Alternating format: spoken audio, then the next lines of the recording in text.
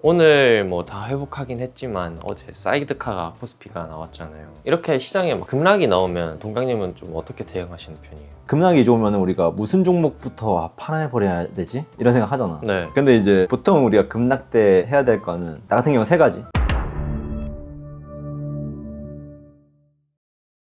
안녕하세요. 맞니? 네, 맞습니다. 오늘 뭐 또 화사하게 책상에 꽃도 있고 남자가 나이가 들면 여성 호르몬 나오는 거. 조만간 푸사 꽃으로 바뀌시겠네요. 그때부터가 내 주식 인생 전성기다. 알지? 여자들이 수익률 더 좋은 거. 그쵸, 맞아요. 가슴이 나오는 것 같기도 하고. 그건 병원 가야 돼요. 그거는 이제야 충동이 좀 조절되네. 나이가 들어가니까. 이제 불혹에 가까워지면서 이제 꽃이 보이기 시작하고. 그러니까 불혹이 아닐 불에 그 유혹의 혹이잖아. 맞아요. 무엇에도 혹하지 않는 마흔. 그럼- 그런 혹이 이제 가까워지면 여러분 기대하세요. 그때부터 제 포지션 따라와도 돼. 그런 거 치고는 지금 변동성에 약간 휘둘리시는 거예요. 아직 불혹이 안 돼서. 불혹부터가 원래 남자 인생 투자 전성기다. 오. 여러분들 마음부터라고 생각하세요. 불혹이 넘었는데 유혹이 약하다. 이건 문제 있다. 그쵸. 농담입니다. 워렌 버핏도 이 혹가창 앞에서 정신 못 차린다고. 맞아요. 장사 없어. 뭐 아무튼 오늘 뭐 다 회복하긴 했지만 어제 사이드카가 코스피가 나왔잖아요. 그니까 네. 간만에 보는 사이드카. 네. 최근에 코스닥에서 상승 사이드카가 맞아요, 발동하고 맞아요. 최근에는 이제 코스피에서 하락 사이드카가 발동하니까 네. 변동성이 거의 정신 못 차릴 만큼. 네, 깜짝 놀랐는데 이렇게 시장에 막 급락이 나오면 동강님은 좀 어떻게 대응하시는 편이에요? 사이드카를 우리가 과거에도 그렇고 이제 사이드카 하면은 공포의 사이렌 소리 같다는 생각이 들잖아. 맞아요. 근데 이제 그렇게 생각하는 순간부터 게임이 꼬인단 말이야. 가격이 짧은 시간 안에 너무 빨리 움직이니까 사이드카의 본질은 이제 잠깐 멈춰서 숨 좀 쉬자. 약간 모두가 스타할 때도 이제 문제 생기면 퍼즈 걸잖아. 그런 거라고 보면 되지. 잠깐 타임. 얘들아 잠깐 멈춰봐. 모인도 앞에 이제 건너편 다 친구들 이제 있으니까 지금 잠깐 타임. 이거 맞는지 좀 보자. 그럼 다시 시작. 이런 느낌이란 말이야. 그래서 사이드카에 우리가 속으면 안 돼. 이건 방향성이 우리가 신호가 아니라 속도를 제어하는 장치라는 거 우리가 좀 알아야 된다. 근데 이게 변동성이 워낙 큰 상태로 이제 사이드카 울립니다, 사이드카입니다 이러니까 사람들이 뭐야 이거 폭락장 시작인가? 막 이렇게 된단 말이야. 그래서 진짜 우리가 여기서 중요한 거는 사이드카 그 자체보다 항상 왜 이렇게 변동성이 갑자기 커졌지? 그 원인에 조금 집중하는 게 항상 되게 중요한. 그러니까 과거도 그렇고 앞으로도 그럴 거고 며칠 전도 그랬고 항상 그런 게 우리 집중해야 되는 거. 원인이 뭐지? 진짜 시장을 흔들 만한 이슈인가? 이제 그런 것들. 그래서 급락이 좋으면 우리가 무슨 종목부터 팔아버려야 되지? 이런 생각 하잖아. 네. 건영민도 이제 방금 우리가 촬영 전에 얘기했지만 진짜 어제 하이닉스 갖다 팔았는데 오늘 바로 다 반등해서 열받는다 그런 생각 하잖아. 아마 많은 분들이 어제 많이 그랬을 거야. 코스피 하루에 5% 빠지니까 이제 한 4천쯤 다시 담아야지 이런 생각 한단 말이야. 잘 팔았다. 이제 4천쯤 기다리면 한 70만원, 60만원쯤 다시 사면 되지 않을까? 약간 이런 상상한단 말이야. 제 머릿속에 들어갔다 나오셨어요. 이게 뭐 여기 앞에 있으면 다 똑같단 말이야. 근데 이제 보통 우리가 급락 때 해야 될 거는 나 같은 경우 세 가지. 급락의 성격을 먼저 분류해야 돼. 급락의 성격 같은 경우는 펀더멘탈이 갑자기 급격하게 변한다던가 요런 거 이제 진짜 악재. 요런 거 이제 추세적으로 하락을 이끌어가는 것들이 이제 뭐 실적이 깨지거나 뭐 특정 이제 규제가 나오거나 갑자기 비즈니스 구조가 변경되거나 요런 것들이고, 포지션 수급 요런 것들은 이제 좀 레버리지 청산, 파생 포지션에 뭐 문제가 생겼다, 그리고 뭐 환율 금리가 갑자기 튄다, 요런 것들이 이제 조금 수급적인 이슈고, 세 번째는 조금 더 이벤트성. 그러니까 뭐 케빈 워시가 뭐 과거 이런 얘기를 했대, 최근에 원자재 같은 흐름, 이벤트성 공포랑 조금 레버리지가 섞여서 원자재가 이제 급락이 나왔던 건데 요런 식으로 분류해야 된다는 거지. 근데 가장 위험한 거는 1번 펀더멘탈의 급변. 그러니까 요런 거는 이제 실적 시즌에 실제로 내가 뭐 쇼플레이 하거나 그럴 때 많이 써먹는데, 그러니까 실적 예상보다 안 나왔는데 미리 가격은 선반영되어 있어. 근데 실적 발표하고 나서 컨센이 미달했다 이러면 이제 추세적으로 하락하는 경우가 많다. 그래서 그런 것들이 조금 우리가 머릿속에 있어야 된다. 근데 어제 같은 경우는 단순히 이제 하이닉스 같은 경우는 뭐 펀더가 변한 것도 아니고 뭐 딱히 레버리지 이슈가 있었던 것도 아니고 단순히 이제 이벤트성 공포잖아. 많이 올라서 많이 내려야 되는 이 시장에서 맞지 않는 논리잖아. 물론 이제 나중으로 가면은 그게 맞는 말이 될 수도 있지. 너무 많이 올랐으니까 잠깐 숨 좀 고르자. 근데 시장이 그런 것들을 장이 너무 강할 때 허용하지 않는다는 거. 그래서 우리가 펀더 이슈인데 약간 수급 이슈처럼 착각하면은 계좌가 높고, 그러니까 수급 이슈인데 펀더처럼 착각하면은 또 공포에 매도해서 바닥에 던지거나 이런 이제 실수를 많이 한단 말이야. 그래서 그런 것들을 잘 구분하는 게 급락이 나올수록 중요하다. 문제의 원인이 조금 무엇인지 좀 요 세 가지 유형으로 우리가 구분을 할 수 있어야 되는 거. 그게 이번 사이드카에서 우리가 배울 점이 아닐까. 어제 찾아왔어야 되는데. 급락이 오면은 이제 우리가 뭘 담아야 될지 좀 고민이 되잖아. 맞아요. 그래서 논리가 깨진 종목은 이제 수급도 꼬이고 시장에서 부서진단 말이야.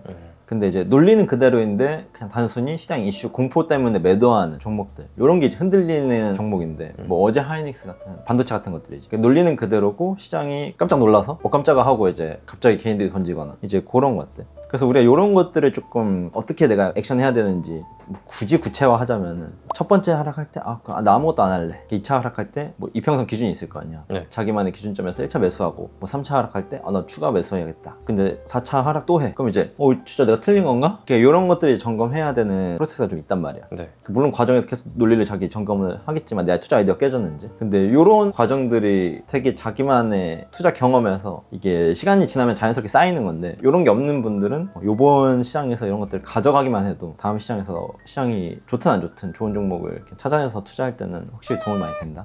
근데 또 어제 같은 경우는 그래도 좀 괜찮을 수 있는데 진짜 큰 급락이 나올 때는 멘탈 무너져서 아무것도 못 하겠던데요. 이럴 때는 뭐 어떻게 관리를 해야 돼요? 급락은 우리한테 이제 시험지지. 평소 습관이 나오는 자리인데, 그러니까 추격 매수하던 사람은 급락 때 더 급하게 추격 매수하고 손절 못하던 사람은 급락 때도 못하고, 근데 원칙이 있던 사람은 또 급락 때 원칙대로 해. 그러니까 이게 급락할 때 이제 본성이 드러나거든. 그래서 급락에서는 단순히 그냥 실력보다 평소에 갖고 있는 습관? 이 습관이라는 게 굉장히 중요한 게, 이게 고이기도 쉽지만 일관된 행동을 계속하는 사람들. 그러니까 옛날에 아인슈타인이 그런 말 하잖아. 매일 똑같이 행동하는데 다른 결과를 바라는 거는 정신병자다. 그러니까 이런 얘기를 하잖아. 네. 그래서 보통 자기 원칙이 과거에 잘 워킹했으면 미래 시점에서 그걸 반복할 때 대부분 똑같은 결과가 내거든. 근데 그 자기만의 원칙과 자기 스타일을 찾아내는 과정에서 우리가 수업료를 좀 내는 것 뿐인데, 그런 원칙들이 이제 급락장 이때 훨씬 더 빛을 발하지 않나. 그때는 이제 우리가 머리로는 아는데 습관처럼 나와야 되는 그런 원칙들이 확실히 좀 필요하지. 다음 급락에는 좀 잘 대응할 수 있었으면 좋겠네요. 그리고 그 동강님은 보통 개미들 반대로 하려는 습성을 가지고 계시잖아요. 근데 어제 또 개미들이 코스피만 한 5조 순매수 했더라고요. 개인들 원래 포지션을 내가 반대로 따라가는 거는 주도주 트레이딩 할 때. 근데 전체 수급 상황에서 막 개인의 순매수, 막 외국인 순매수 이런 거 별로 관심이 없는데 이제 당일 포지션에서 갑자기 개인들이 막 따라오면서 변동성이 너무 커진다 이러면 이제 위험한데 하고 이제 사람 없는 대로 피하려는 본능이 있는 거. 개인이 샀으니 뭐 틀렸다 맞았다 요거에 좀 포커스를 가져가는 거는 잘 모르겠다. 근데 다만 이제 난 개인들이 너무 많이 사는 종목을 좋아하지 않고 그런 건 확실히 있는 것 같아. 근데 요즘 장세는 뭐 사실 상관없이 그냥 하이닉스 좋아, 근데 실제 좋고 개인들 많이 사고 같이 가잖아. 그래서 이런 거 이제 원래 과거 패턴이랑 좀 다른 것들인데 확실히 시장이 유기적으로 계속 변하는 그런 생물이다. 그래서 그런 변화를 우리가 계속 받아들여야 된다라는 거를 또 이번 장세에서 배우고 있고. 근데 이제 개인이 크게 살 때 보통 패턴이 있는데 보통 두 가지 정도 있는 것 같아. 싼 줄 알고 산다. 급락이 오면 이제 사람들은 어제보다 싸네? 그럼 사야지. 근데 시장은 이제 어제 대비 가격이 아니라 미래 대비 가격으로 움직이잖아. 맞아요. 이제 그런 형태에서 이제 조금 얼마 떨어지도 않았는데 오른 거 대비 갑자기 싸다고 생각해서 사는 심리가 있는 것 같고, 두 번째는 이제 싸다보다 놓칠까 봐. 그러니까 포모 때문에 돈을 내가 잃는 것보다 더 무서운 게 포모거든. 맞아요. 못 버는 거. 그러니까 급락 다음날 이제 반등이 갑자기 나와 오늘같이. 그럼 사람들은 더 무서워. 이거 반등 놓치면 어떡하지? 그러니까 지금 같은 장세가 오히려 조금 되게 어려운 거야. 그러니까요. 저도 다시 살 뻔했어요 오늘. 이때 다시 사면 이제 다음날 또 떨어져. 이러면 이제 멘탈 꼬인다. 그러면은 여기서 몇 바퀴 잘못 굴면은 상승에 번 거 다 털려. 그래서 이 실수를 안 하는 게 중요하지. 네. 차라리 가만히 있자. 중간이나 가자. 근데 여기서 이제 엇박 몇 번 타면은 상승에서 번 거 다 까먹는 뇌동매매가 발생하기 때문에 이거 반등 놓치면 어떡하지? 그러면서 갑자기 단탈하게 되거나 그러면 안 된다. 그래서 이런 장세에서 이제 그런 것만 조심하면 된다. 그래서 급락장에서 이제 개인들 매수는 보통 이제 싸서가 아니라 내 불안감, 남들 다 가는데 나만 못 가는 거 아니야? 이거 제일 무섭거든. 이거 탈피하면은 내가 볼 때 개인 투자자 아니야. 그러니까 나는 나만의 길을 간다. 그러면은 상관없어. 그 순간 나는 개인 투자가 아니라고 생각해. 그냥 개인 투자자 수준을 좀 넘어간 영역이라고 보여질 정도로 굉장히 큰 영역이다. 그래서 보통 이제 사람들이 좀 착각하는 게 개미 반대로는 개인이 사면 팔고 개인이 팔면 사는 거라고 생각하는데 보통 표면적으로는 그렇게 보이거든. 근데 진짜로는 조금 다른 내용이지 않나라는 생각하고, 보통 이제 아까 얘기했듯이 그냥 우리 같은 개인 투자는 보통 가격을 보고 감정을 이렇게 막 휘둘리고 그리고 엄청 뒤에보다 당장 내일을 예측하고 싶어하고. 그렇죠. 근데 우리가 올바른 투자를 하려고 그러면 진짜 그런 상황인가? 지금 시장 상황을 좀 분석하고 그에 맞는 기대값을 계산하고 내일을 우리가 예측하기보다는 내가 틀릴 그 조건의 변수들을 조금 점검하는 거잖아. 근데 이게 결과적으로 보면 개인이랑 하는 행동이랑 좀 반대다 보니까 이게 결과적으로 좀 반대로 보이는 거지. 사실 뭐 단순히 개인 투자자가 사서 판다 이런 거는 사실 말이 안 되지. 근데 이걸 조금 더 이제 뜯어보면은 이런 내용들이 있더라. 혹시 그러면은 다시 폭락이 나오고 조정이 더 나온다면 본깡님은 뭐 사고 싶은 섹터나 종목이 있으신가요? 지금 같은 장세에서 뭘 살지 사실 어렵지 않아.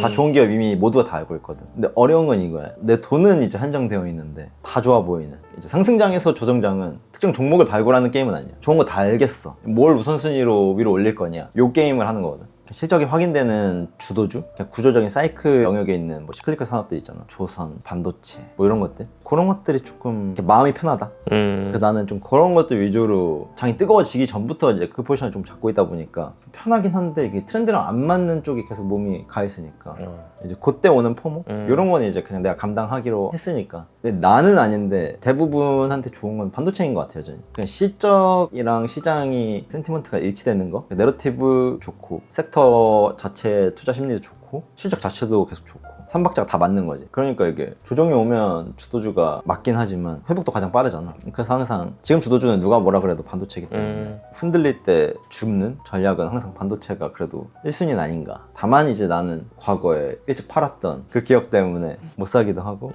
아 그러면은 내가 실수한 거는 유동성 장세가 이제 원래는 올해 올 거라고 생각했고 일단 그게 제일 컸고, 그리고 반도체가 실적이 좋아지는 걸 작년 3분기 때 봤는데 그때 뭐 팔란티아 팔고 로빈을 더 사고 로빈후드 포지션을 팔고 사실은 반도체로 갔어야 돼. 근데 나한테 이제 반도체 실적이 좋아지긴 하는데 내년 유동성도 좋아질 것 같아.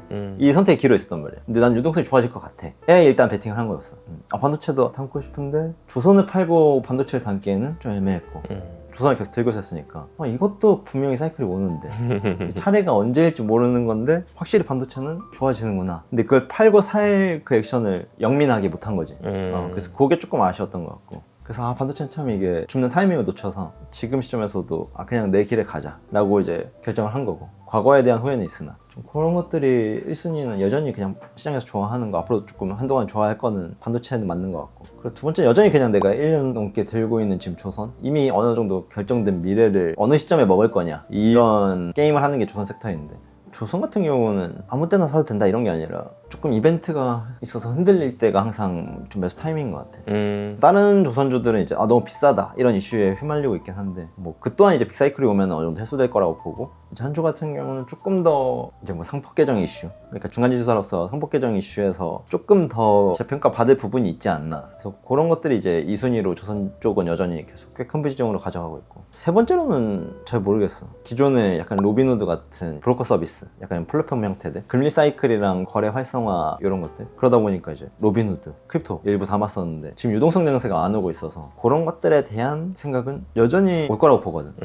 이제 시기의 문제지 반드시 오는 건 맞는 것 같은데 요 몇 개월 조금 붕 뜬다고 갑자기 또 급하게 움직이면 꼬일까봐 대부분의 그냥 기존은 지금 갖고 있는 형태를 잘 지키는 거. 최근에는 이제 막 백화점도 괜찮지 않나 막 이런 얘기들을 좀 이제 시장에서 하길래 들춰보면서, 이제 왜냐면 국내 방한객들이 워낙 많아지고 백화점 실적들이 좋아지는데 실제로 백화점 주식들 아직도 PBR 1 미만인 것도 있고 이제 그런 것들 이슈가 있어서 이것도 뭐 시장에서 관심 받는다 그러면 좀 튀지 않을까? 뭐 이런 것들 좀 보고 있고, 근데 아직까지 뭔가 이렇게 적극적으로 액션할 만한 쪽들은 잘 모르겠다. 전반적으로 나는 큰 변화 없이 그냥 계속 가는 것 같다, 기존 포트대로. 알겠습니다. 오늘도 좋은 가르침 받고 갑니다. 포모가 산지하는 시장에서 같은 개인 투자자로서 다 같이 열심히 나아가시죠. 꽃과 같은 마음으로 여러분 행복하게 사세요. 안녕.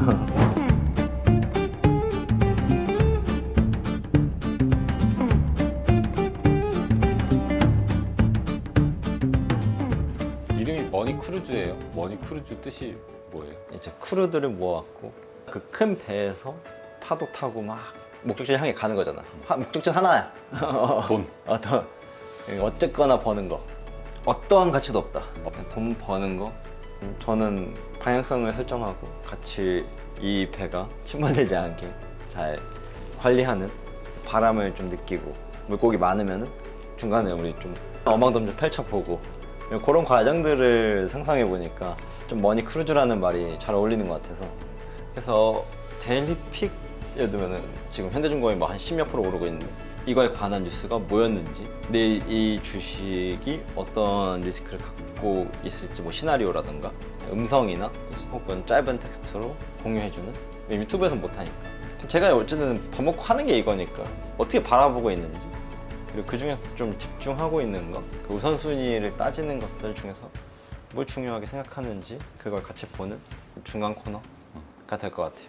제가 어떤 주식을 들고 있는지 그 포지션을 같이 월간 단위로 공유하면서 편입 편출 당연히 있을 거고, 그 안에서 비중 조절도 당연히 있을 거고, 처음 타시는 분들은 약간 항해가 거칠 수 있으나 재밌을 수는 있다. 원래 이제 배가 흔들리고 이제 막 이렇게 거칠 수는 있어요. 근데 이제 그 과정을 좋아하실 만한 분들이 충분히 있을 것 같고, 거친 컨텐츠의 맛, 좀 더 날 것 그대로의 통깡, 강민우 이제 보시고 싶은 분들은 아마 오늘 이 배에 타면은 경험하지 않을까 개인적으로 생각하고 있습니다. 네, 그러면 저는 배 안에서 만나도록 하겠습니다.